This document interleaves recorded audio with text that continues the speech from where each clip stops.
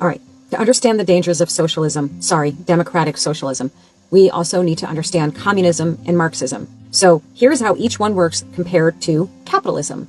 Capitalism is simple. You start a YouTube channel, right? You come up with the idea, you film the videos, you edit, you build an audience. And if people like it, you grow. And if you don't, you pivot or you flop. The platform doesn't guarantee success. Your effort and the market decide, unless you're a conservative creator. That's a whole other story. Now we have socialism. So you still have your channel, but the government steps in and says, you made too much money compared to smaller creators. We're going to have to redistribute some of your revenue to channels that just didn't perform as well as you. You technically still own your brand, but the state controls how much of your success you're allowed to keep. Get it? Okay. Now, communism.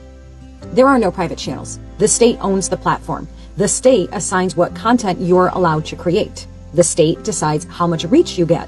There's no private monetization, no independent ownership. Everything is controlled for the collective. And now Marxism. Marxism is the theory behind it all. Karl Marx argued that a society is divided into oppressed and oppressors. So in modern terms, it would be the big creators exploiting the small creators.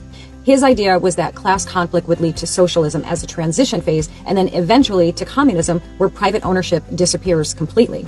So Marxism is the philosophy, socialism is the redistribution stage, and communism is the final system. How are they selling socialism so successfully? Well, they're not really calling it socialism, right? Democratic socialism, fairness. And let's be honest, they're speaking to real frustrations, like sky-high rent, student loans that feel endless, healthcare cost, corporate greed. Then comes the pitch, right? It's not government control, it's economic justice. It's not redistribution, it's pay your fair share.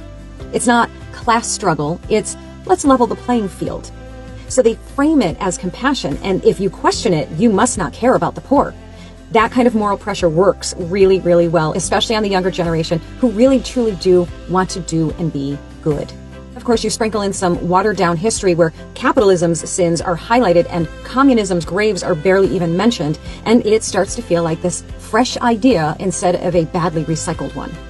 Surprise, surprise, the part that they rarely discuss is that every promise of redistribution comes with centralized power.